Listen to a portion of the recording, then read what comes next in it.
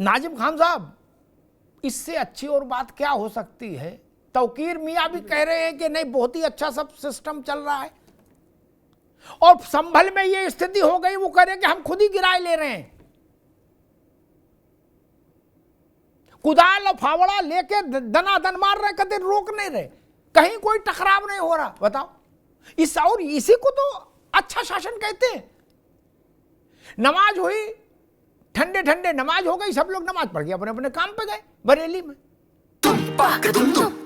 अरे श्रीमती जी, कुछ तो सस्ता लो, बचत करो। नहीं श्रीमान जी, सब बढ़िया लो, रहने दीजिए। इसमें क्या खास बात है? थोड़े में ज्यादा स्वाद, यही तो है इसकी खास बात। वाह मामा, क्या स्वाद है। अरे मेरे राजा, प्योर मसाला। कहीं कोई चू चपड़ नहीं, कहीं हिंसा नहीं, कहीं नारेबाजी नहीं, और वो पत्थर फेंकने वाले जो ब्रिगेड थी वो भी सब गायब। और संभल में, आप तो पुराने आदमी जानते हो, संभल में कोई सोच सकता था कि मस्जिद इंतजामिया कमेटी के लोग कुदाल लेके आ जाएंगे, कहेंगे भाई साहब तुम्हें हमारी कसम, रुक जाओ, हम खुद गिराएंगे। खान साहब,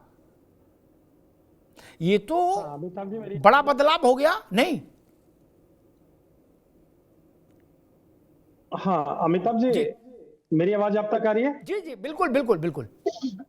हाँ अमिताभ जी, देखिए मैं सबसे पहले तो अल्लाह का शुक्र अदा करता हूँ कि हम लोगों ने अपने सभी सम्मानित साथियों से अपील करी थी कि जुमे की नमाज है, जुमे की नमाज पढ़े, मस्जिद में अल्लाह से दुआ करें, देश में गंगा जमनी तहजीब कायम रहे, और नमाज पढ़ के वापसी अपने अपने घरों में उसी तरीके से जाए, खुशहाल तरीके से। तो देखिए अल्लाह का शुक्र है, देश की सम्मानित जनता ने बात पे अमल करा और नमाज पढ़ी और अपने घर गए और अपने काम पे भी गए। ये बहुत बड़े फक्र की बात है। और दूसरी बात यह है अमिताभ जी, जिस तरीके से आपने संभल के मस्जिद का जिक्र करा, अब तो देखिए हम लोगों को तो आदत हो गई है। अब हम लोगों को आदत इसलिए हो गया क्योंकि अब हमारे धार्मिक स्थलों को तो हमेशा बुलडोजर चलता ही रहता है, कभी किसी मस्जिद पर चलता है, बुलडोजर नहीं चल रहा हाजी भाई वहां। एक मिनट बाबू, एक मिनट, वहां बुलडोजर नहीं चल रहा, वहां तो नमाजी ही मस्जिद के लिए तोड़ने के लिए कुदाल चला रहे हैं, वहां बुलडोजर कोई लेना देना नहीं हो रहा अभी जी। हाँ अमिताभ जी मैं वही कह रहा था कि अब हम लोगों को तो आदत हो गई है, फिर कहीं हमारी मस्जिदों पे बुलडोजर चलता है, कहीं मदरसे पे चलता है, लेकिन जिस तरीके से यहाँ संभल के अंदर खुद इंतजामिया कमेटी ने फैसला लिया कि उन्हें पता है कि बुलडोजर चलेगा, मस्जिद को शहीद करा जाएगा, उससे बेहतर है कि मस्जिद को खुद ही हटा दिया जाए। अब इससे बड़ी बात और क्या हो गया अमिताभ जी? अब हमारे अपने ही धार्मिक स्थल, हमारे अपने मुस्लिम भाई हटा रहे, फिर भी मैं अल्लाह का शुक्र अदा करता हूँ और कहता हूँ कि हाँ देखिए, देश के अंदर अमन व सुकून बना रहे। अमिताभ जी, आखिर हम लोग कब तक निशाने पे रहेंगे? कब तक हमारे धार्मिक स्थल निशाने पर रहेंगे? बरेली वाले उन पे तो एनकाउंटर हो जाता है, लेकिन फतेहपुर मुझे अब भी याद रहता है, फतेहपुर के अंदर जिस तरीके से मकबरे को निशाना बनाया गया एक संगठन के द्वारा, और एक पार्टी के नेता ने अपील करके बुलाया, तो वो अभी तक सेफ है, बुलडोजर वहां नहीं चला। फिर भी देखिए हम लोग अल्लाह का शुक्र अदा करते हैं, बुलडोजर चलने के लिए बुलडोजर ने सिर्फ एक ही शक्ल देख रखी है, वो सिर्फ और सिर्फ मुसलमान, मदरसे, मस्जिद। अल्लाह का शुक्र अदा करते हैं कि मदरसे को बस यही शक्ल याद रहती है, बाकी शक्ल याद नहीं रहती अमिताभ जी, लेकिन फिर भी हम लोग ये कहते हैं ये मुल्क संविधान से चलता है और हम संविधान को मानने वाले हैं। ठीक, अब मुझे लगता है कि जो संभल से उदाहरण आया है, वो उदाहरण देश भर में जाना चाहिए कि अगर मस्जिद अवैध है तो भैया खुद उसको नीचे उतार लो। क्या? अगर जमीन अपनी है, खरीदी हुई, तब ठीक है, नहीं ग्राम पंचायत की जमीन है, तालाब की जमीन है, कुएं की जमीन है और वहां बना दिया, तो खुद उतार लो, झगड़ा नहीं होगा। जैसे संभल में कितनी शांति है। ये संदेश सब जगह जाना चाहिए। और एक दूसरी बात ये कि बरेली में क्या आसपास के जिलों से लोग बुलाए गए थे, पुलिस के हथियार छीने गए थे, हथियार की बरामदगी हुई, पुलिस का छीना हुआ 2 हथियार बरामद हुए उन लोगों के पास से। इतनी खतरनाक साजिश करोगे तो स्वाभाविक इलेक्ट बजेगा, और वही हुआ। अब वही सब लोग जो शूरवीर बन रहे थे उस दिन, अब सब अस्पताल में, जेल में रो रहे हैं, चिल्ला रहे, कह रहे कि ना भैया अब कभी बवाल नहीं करेंगे, ना अब की बच्चे हैं, बवाल नहीं करेंगे। तो ये तो अच्छी बात है, सबके लिए अच्छी बात है। और नाजिम खान साहब, आप तो वैसे भी संविधान के मानने वाले हैं, तो ये तो संविधान की जीत है कि आदमी कह रहा बवाल नहीं करेंगे, अच्छी बात है। रोहित अग्रवाल जी, एक पॉलिटिकल बात मेरी समझ में सवाल उठ रहा है। कांग्रेस के लोगों ने कम से कम जुम्बिश दिखाई, जुम्बिश मतलब हलचल दिखाई, ठीक, वार्म अप एक्सरसाइज की, वर्कआउट तो नहीं, वार्म अप एक्सरसाइज दिखाई। चंद्रशेखर ने भी दिखाई कि भाई हम बरेली जाएंगे। वो भी जानते थे कि बरेली तो जाने नहीं दिया जाएगा, लेकिन ऐलान कर दो ताकि थोड़ा एक मैसेज तो रहे। लेकिन उत्तर प्रदेश की सबसे बड़ी विपक्षी पार्टी के किसी भी नेता ने बरेली या संभल की ओर जाने का कोई एक सोशल मीडिया पर भी शोषा नहीं छोड़ा। क्यों? इसके पीछे क्या थॉट प्रोसेस हो सकता है? क्योंकि आप उनकी पार्टी के साथ रहे, अलायंस में रहे हो, इसलिए मैंने आपसे ये प्रश्न किया कि आप बेहतर बता सकते हो कि ऐसे मसलों पर समाजवादी पार्टी क्या सोचती है।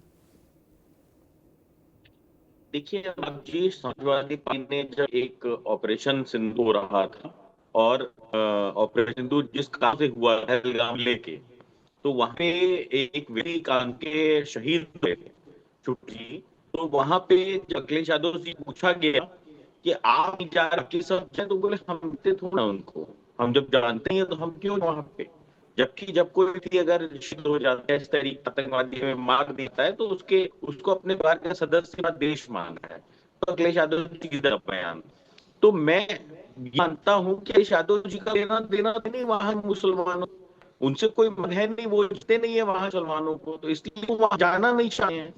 लेकिन उनके परिवार के जब सदस्य अगर घटेगी तभी वो आएंगे।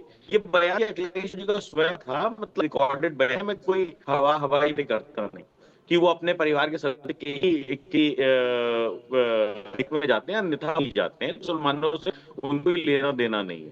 दूसरी बात ये है कि बरेली अंदर को लहू लिहा किया गया, हिंसा की गई, क्या लाए गए, खुल्म हत्या प्रदर्शन किया गया, कार्रवाई की ना, कानून का है। अब जंगाष्ट्र कि मुजफ्फरनगर जल रहा था, पूछने वाला नहीं था, पूछने वाला नहीं था कि कौन जल गया, पूरी जनता दी गई है ना, यही ना है जिसमें एक महीने का क्यों लगा मुजफ्फरनगर, इस महीने हमको लगता है आज ही कल तक होगी जब मुजफ्फरनगर का भी हटाया गया 1 महीने बाद, तो 1 तक मुजफ्फरनगर जा रहा था, जनता दी रही थी। ये तो शायद सरकार इसने 2 घंटे के कंट्रोल किया दंगे को, और 2 घंटे के अंदर उन लोग पर कार्रवाई की जिन्होंने बहुत शूर बने, चलाए, घूमे लाए, फोटोग्राफी वगैरह सारे प्रूफ, किसी बेगुनाह पर कोई कार्रवाई नहीं हुई। पुलिस की जो कार्रवाई हुई है निरंतर जो अपराधी है उन पर हुई, और भय भिन्न होत प्रीत। देखिए किसी शासन चलाने के लिए शक तो होना ही पड़ेगा, उसका संदेश तो देना ही पड़ेगा। ऐसा नहीं होगा ना कि जनमानस हत्या दे रहो, आम जनमानस कौंध दो और उसके बाद ये कहते रहो नहीं जी आड़ में छुप जाएंगे, हम जाति आड़ में छुप जाएंगे, ये नहीं चले। इसके अंदर तो सोचा हमारे आने पीढ़ी को ऐसा भारत है जहां पे वो ले सके। इनकी सालों में मुझे याद है कहा गए थे कि हम भारत में रहेंगे, अब हम विश्व की खेलेंगे, क्योंकि भारत रहने लायक व्यवस्था नहीं बची है। उनको ऐसा लगता है कि भारत बचा ही है जहाँ पे रह सको, क्योंकि वुमेन केस किस तरीके से क्राइम होता था, किस तरीके से कहीं दंगा छिड़ जाता था, तो सब पूरे देश छा हुआ है। और आज हम देश लौट के आ रहे हैं। आज हमारे देश के लोग विदेश में नहीं रहना चाहते, भारत के अंदर अपॉर्चुनिटी मिल नौकरी करने की, भारत की सुरक्षा हो रही है। तो सरकार है, सरकार का मैसेज आना चाहिए। आप कौन सा रखते हैं अमित शाह, आप भारत है या आप वो भारत मुजफ्फरनगर दंगे हो रहे, मुजफ्फरनगर जलता, कोई उसको देखने वाला। रोहित बाबू रुकना होगा, ठीक है रोहित जी अभी रोकूंगा। धर्मेंद्र सिंह जी भी आ गए हमारे साथ, समाजवादी पार्टी के प्रवक्ता। धर्मेंद्र जी का बहुत स्वागत है। धर्मेंद्र जी, अभी चर्चा हो रही थी कि आपके सहयोगी दल, आपके साथी दल कांग्रेस के प्रदेश अध्यक्ष, उसके सांसद और कुछ नेता, उन्होंने जुम्बिश दिखाई कि भाई हमको बरेली जाना है, हमको संभल जाना है। वो भी जानते थे जब ऐलान कर देंगे तो नहीं जा पाएंगे, लेकिन कम से कम एक फोटो अपॉर्चुनिटी, बाइट की अपॉर्चुनिटी तो बनेगी और एक मैसेज जाएगा कि हम जाने को तैयार थे। लेकिन समाजवादी पार्टी की ओर से ऐसी कोई कोशिश नहीं हुई। तौकीर रजा के पक्ष में कांग्रेस तो खड़ी हुई, लेकिन समाजवादी पार्टी ने अपने को हल्का सा पीछे कर लिया और मुंह दूसरी तरफ कर लिया। कोई खास वजह? नमस्कार अमिताभ जी, थोड़ा लेट जुड़ने के लिए माफी चाहूंगा। देखिए, दो चीजें, समाजवादी पार्टी पीछे रह गई, आगे रह गई। हमारा संविधान में और कानून में पूरा भरोसा है और हम चाहते हैं कि उत्तर प्रदेश सरकार संविधान से चले, कानून का सम्मान करे और जो सारे स्तंभ हैं, न्यायपालिका, पुलिसिंग व्यवस्था है और साथ साथ जो चौथा स्तंभ है और नागरिकों की सुरक्षा में इनका ध्यान रखे। सवाल यहाँ सबसे बड़ा उठता है कि उत्तर प्रदेश सरकार खुद ही जज भी बन जाती है, खुद ही जो उनको फांसी पे लटकाने वाला काम करते हैं वो भी अपने हाथ में ले लेती है और सीधे ठोक दो की पॉलिटिक्स चलती है, जिसका परिणाम है कि उत्तर प्रदेश लगातार चाहे महिला अपराध में देखिए ऊपर है, लूट हत्या डकैती में ऊपर है और साथ नागरिकों में जो आपसी सामंजस्य तालमेल होता है, जो एक किसी भी राज्य के लिए आइडियलिटी है विकास के पथ पर आगे बढ़ने के लिए, अपने राज्य के अंदर ही नफरत पैदा करके उनको बांटने का काम जो सरकार कर रही है, इससे समाजवादी पार्टी इसको हमेशा इसकी मुखालफत करती रही है, करती रहेगी और इसका विरोध करेगी। देखिए, बरेली का जहां तक सवाल है, बरेली का हमने पहले हमारी आपके इसके पहले जब बरेली के इशू को लेकर के डिस्कशन चल रहा था, अपने डिबेट रखा था, उसमें भी क्लियर कट कहा, आज भी कह रहा हूं, बरेली और संभल का दंगा सरकार द्वारा प्रायोजित है और कहीं न कहीं ये चाहती है उसका राजनीतिक लाभ लेने के लिए, विमर्श से ध्यान हटाने के लिए इस तरह चीजें होती रहे। दूसरी बात, ऐसी चीजें होती क्यों है?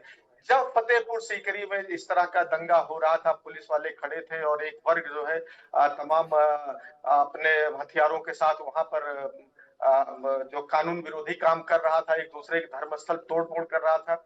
जब आगरा में कुछ लोग हथियारों के साथ प्रदर्शन कर रहे थे, पुलिस मूक दर्शक बैठी थी और कोई कार्रवाई नहीं की, तो ये सारी घटनाएं मनोबल बढ़ाने के लिए, एक नए प्रकार का प्रयोग करने के लिए, दूसरों को भी प्रदर्शन करने के लिए प्रेरित। ठीक है।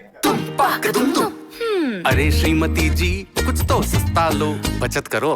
नहीं श्रीमान जी, सब बढ़िया लो, रहने दीजिए। इसमें क्या खास बात है? थोड़े में ज्यादा स्वाद, यही तो है इसकी खास बात। वाह मम्मा, क्या स्वाद है। अरे मेरे राजा, सबका राजा